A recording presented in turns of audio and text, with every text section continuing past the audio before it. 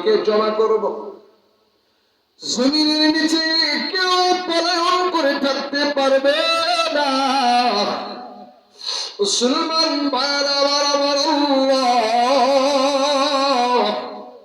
সেদিন যখন সমস্ত মানব এবং দানবকে উঠাইতে চাইবেন, আমার আল্লাহ এখানে একটা জমিন বিছাবেন।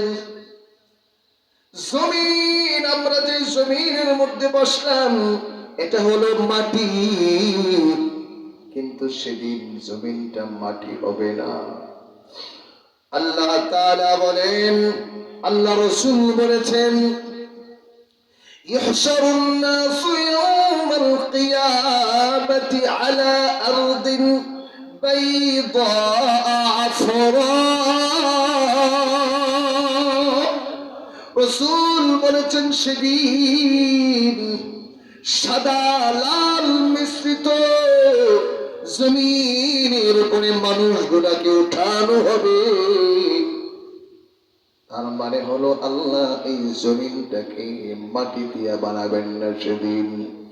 এই জমিনটা হবে তামা, এই তামার উপরে মানুষগুলাকে উঠাবেন। আমাদের এই পৃথিবীটা গোলাকার, আমরা হলাম পৃথিবীর উপরে ভাগ। সূর্যটা ঘুরে কিন্তু আবার আমেরিকা যায়, সোজা আমাদের পায়ের নিচে আমেরিকা গোল। কিন্তু সেদিন আমার আল্লাহ পৃথিবীটাকে গোলাকার রাখবেন না, আমার আল্লাহ জমিনটাকে বিছায়া দিবেন। সব জমিন হবে সমতল, এই পৃথিবীতে কোনো উঁচা নিচা হবে না। রাসূল বলেছেন, লাইসা ফিহা আলামুন, এই জমিনের মধ্যে কোনো উঁচা নিচা থাকবে না, সব জমিন হবে সমতল। মুসলমান ভাইরা আমার, এবার সমস্ত মানব দানবকে আল্লাহ উঠাবেন। কেমনে উঠাবেন খেয়াল করেন। রাসূলুল্লাহ সাল্লাল্লাহু আলাইহি ওয়াসাল্লাম বলেছেন, সর্বপ্রথম আল্লাহ ইসরাফিলকে ডাক দিবেন। ইসরাফিলের কামটা কি মনে আছে? কথা কয় না, সিংহায় ফুঁক দেওয়া। ইসরাফিলকে আল্লাহ ডাক দিয়ে বলেন, ইসরাফিল, দ্বিতীয় কাজ সিংহায় ফুঁক দেওয়া। দ্বিতীয় নম্বর সিংহায় ফুঁক দেওয়ার জন্য কাজ শুরু করে দাও। আল্লাহ তাআলা কোরআনের মধ্যে বলেছেন, সুম্মা নুফিখা ফীহি উখরা ফাইযা হুম কিয়ামুন ইয়ানজুরুন।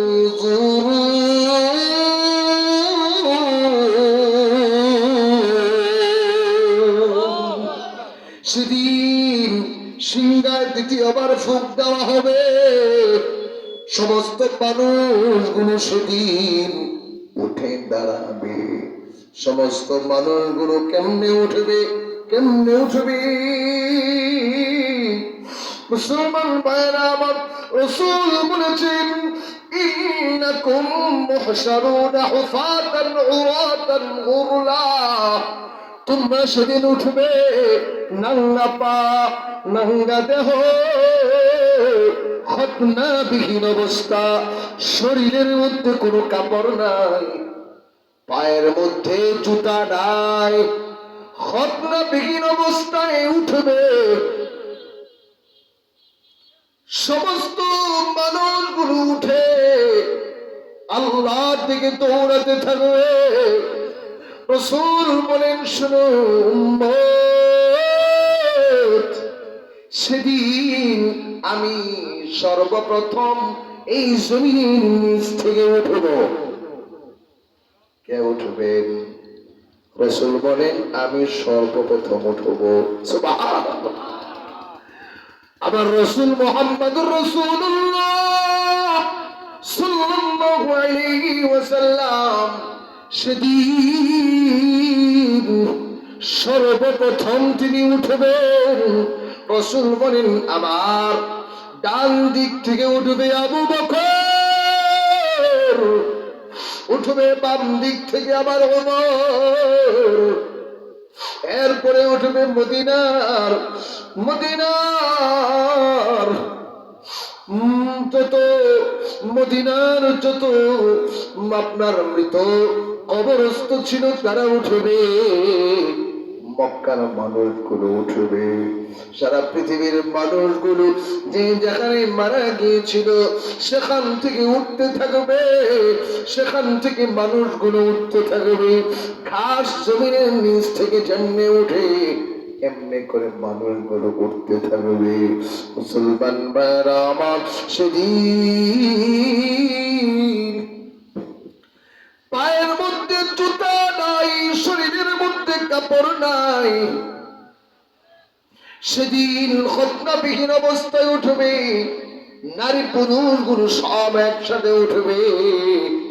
একথা শোনার পর আমাদের আম্মা জান আয়েশা রাদিয়াল্লাহু তাআলা আনহা বলেন, নবী গো, সেদিন যদি সমস্ত মানুষগুলো পুরুষ আর নারী একসাথে উঠে, যাদের শরীরে কোনো কাপড় থাকবে না, তাহলে আমাদের কি লজ্জা হবে না? পুরুষরা কি আমাদের দিকে তাকাবে না? রাসূল ডাক দিয়ে বলেন, আয়েশা, সমস্ত মানুষগুলো জায়গা পাবে কতটুকু? তার দুইটা পা রাখলে জায়গা লাগে যতটুকু, ডানেও নড়ার সুযোগ নাই, বামেও নড়ার সুযোগ নাই, সামনে যেতে পারবে না, পিছনে যেতে পারবে না, সমস্ত মানুষগুলো উপরের দিকে তাকায় থাকবে। রাসূল বলেন, এই যে সূর্যটা আমাদের থেকে কত দূর, এই সূর্যটাকে আল্লাহ মানুষের মাথার 1 মাইল উপরে নিয়ে আসবেন। বিজ্ঞান বলেছে দুনিয়ার সূর্যটা আমাদের এই জমিন থেকে 9,30,00,000 মাইল দূরে। এই সূর্যটাকে আল্লাহ মাথার 1 মাইল উপরে নিয়ে আসবেন। যেই মাত্র মাথার উপরে সূর্যটা আসবে, মানুষ সেদিন মানুষের মগজগুলো গলে গলে বের হতে থাকবে, কারো কাল দিয়ে বের হবে, কারো নাক দিয়ে বের হতে থাকবে। রাসূল ডাক দিয়ে বলেন, আয়েশা, সমস্ত মানুষগুলো দেহ থেকে এত ঘাম বের হবে, আমলের তারতম্যের কারণে কারো টাকনো পরিমাণ ঘাম হবে, কারো হাঁটু পরিমাণ ঘাম হবে, কারো কোমর পরিমাণ ঘাম হবে, কারো গলা পরিমাণ ঘাম, কারো নাক পরিমাণ ঘাম। মুসলমান ভাইরা আমার, রাসূল ডাক দিয়ে বলেন, আয়েশা, সেদিন মানুষগুলো এভাবেই দাঁড়িয়ে থাকবে 50,000 বৎসর, 50,000 বৎসর দাঁড়িয়ে থাকবে। এই 50,000 বৎসর সময়ে মানুষগুলো কেউ একটা মুহূর্তের জন্য ডানে বামে, কে সামনে আর পিছনে, কে একটা মুহূর্তের জন্য তাকায় দেখার সুযোগ পাবে না। মুসলমান ভাইরা, সেদিন আমার আল্লাহ থাকবেন রাগান্বিত অবস্থায়, এত রাগান্বিত অবস্থায় থাকবেন, কেউ কথা বলার সাহস করবে না। আল্লাহর অনুমতি ছাড়া কেউ কথা বলার সাহস করবে না। মুসলমান ভাইরা আমার, কত কঠিন অবস্থা চলতেছে। আল্লাহ রাগান্বিত অবস্থায় আছেন। সমস্ত ফেরেশতারা কাতার বন্দী হয়ে দাঁড়াবে। হাসরের চতুর্দিকে সমস্ত মানুষগুলো কাতার, সমস্ত ফেরেশতারা কাতার বন্দী হয়ে দাঁড়াবে। ফেরেশতারা আল্লাহর ভয়ে থর থর করে কাঁপতে থাকবে। মুসলমান আমার আল্লাহ সেদিন সাত তবক জমিনের নিচ থেকে জাহান্নামকে টেনে আনবেন। আল্লাহ বলেন ওয়াজিআ ইয়াউমাইযিন বিজাহান্নাম, সেদিন জাহান্নামকে আনা হবে। এই আয়াতের ব্যাখ্যায় মুফাসসিরিন কেরামের মধ্যে বিশিষ্ট মুফাসসির আল্লামা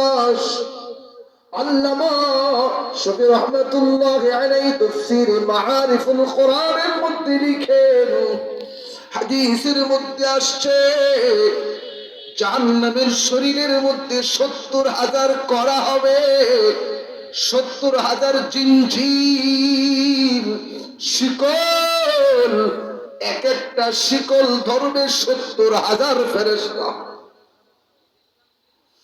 জাহান্নামকে টেনে আনবে। জাহান্নাম চতুর্দিকে বেষ্টন করে নিছে। জাহান্নাম হুঙ্কার মারতে থাকবে। একদিক থেকে আবার আল্লাহ রাগান্বিত অবস্থায় আছেন, আরেক দিক থেকে জাহান্নাম হুঙ্কার মারতে থাকবে। মুসলমান ভাইরা আমার, সেই মুহূর্তে সমস্ত নবীগণ পর্যন্ত বলতে থাকবেন ইয়া রাব্বি নাফসি, আল্লাহ তুমি আমাকে বাঁচাও, আল্লাহ গো তুমি আমাকে বাঁচাও।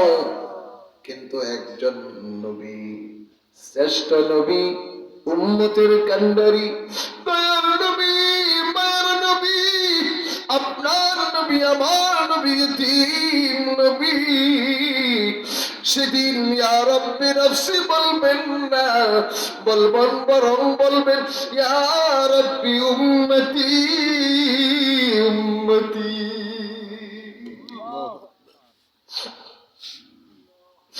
মুসলমান সমস্ত মানুষগুলো দাঁড়ায় আছে ৫০,০০০ বৎসর।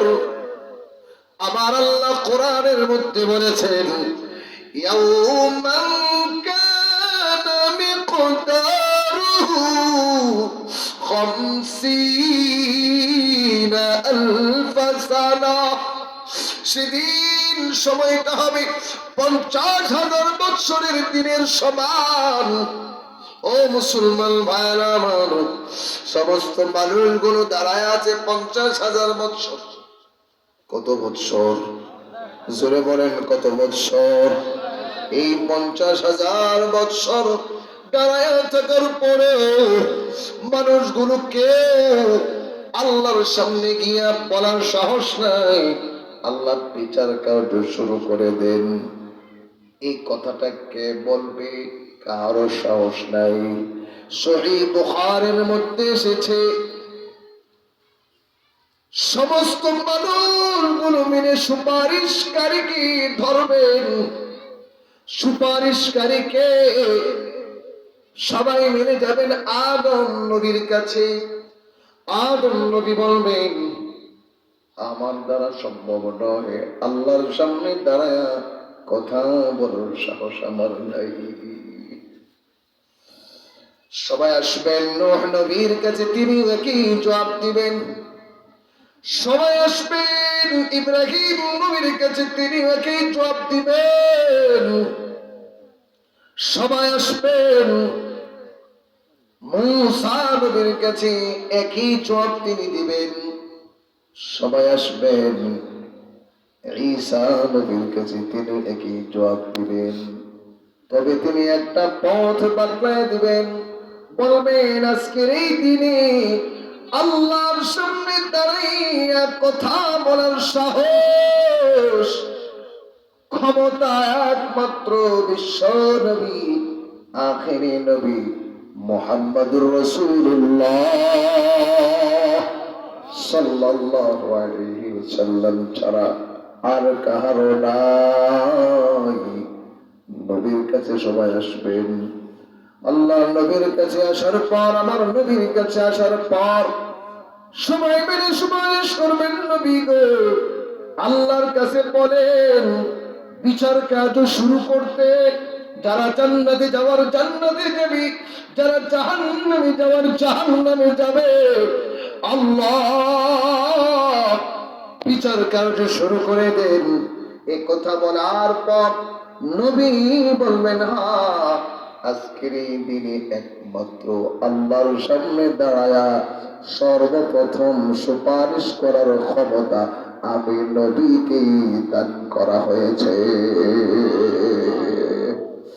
আল্লাহ নবী বিশ্বরাজ রহমাতুল্লিল আলামিন আল্লাহর সামনে গিয়ে মাকামে মাহমুদের মধ্যে সাজদায় পড়ে যাবেন।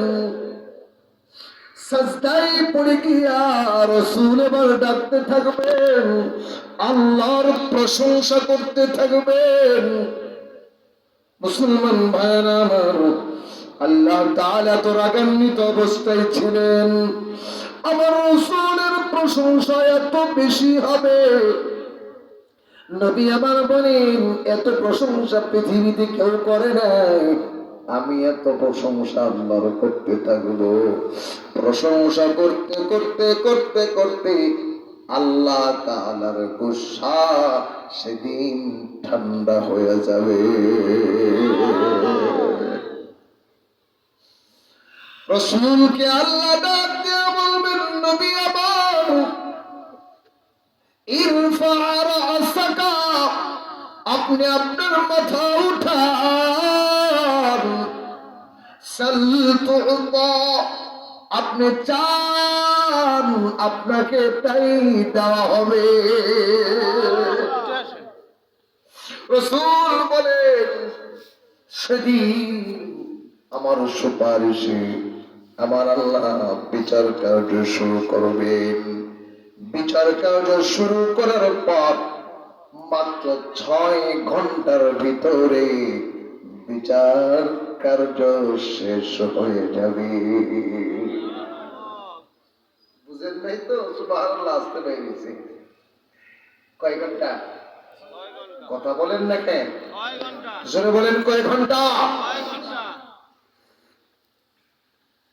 আল্লাহ বলেন, ইন্নাল্লাহ সারিউল হিসাব, নিশ্চয় আল্লাহ খুব দ্রুত হিসাব গ্রহণকারী। সুবহানাল্লাহ, কত দ্রুত হিসাব গ্রহণকারী। হাদিসের মধ্যে আসে, ইউহাসাবুন নাস ইয়াউমাল কিয়ামা নিসফান নাহার। রাসূল বলেন কিয়ামতের ময়দানে আল্লাহ অর্ধ দিনের ভিতরে সমস্ত মানব দানবের হিসাব কমপ্লিট হয়ে যাবে। কতদিন? অর্ধ দিন, আধা দিন, আধা দিন, আধা দিন। দিনে রাত্র মিলায় কয় ঘন্টা? দিনে কয় ঘন্টা? রাত্রে দিনের 12 অর্ধেক কত হয়? আল্লাহর রাসূল বলেছেন আমার আল্লাহ আধা দিনের ভিতরে, অর্থাৎ 6 ঘন্টার ভিতরে সমস্ত মানব এবং দানবের হিসাব আল্লাহ কমপ্লিট করে দিয়া ফারিকুম ফিল জান্নাহ ওয়া ফারিকুম ফিস সাঈর, এক দল হবে জান্নাতি আরেক দল হবে জাহান্নামী। বিচার কার্য শুরু হওয়ার পর কি ভয়াবহ অবস্থা হবে, আহা, সেটা বলার আর সুযোগ আমার হাতে আজকে নাই। কারণ অনেক রাত্র হয়ে গেছে, 11টার উপরে বেজে গেছে। আমাকে বলছো 11টার ভিতরে শেষ করতে, 11টা 10 হয়ে গেছে। আরেকদিন যদি সুযোগ হয় ইনশাআল্লাহ, যদি আসে আপনাদের এখানে, তাহলে আজকে যেখানে আলোচনাটা শেষ করলাম, অর্থাৎ বিচার কার্য শুরু, বিচার শুরু হওয়ার পর কি ভয়াবহ অবস্থা হবে। 3টা ভয়াবহ অবস্থা আছে, সেই ভয়াবহ অবস্থাগুলো নিয়ে ইনশাআল্লাহ আলোচনা করব ইনশাআল্লাহ।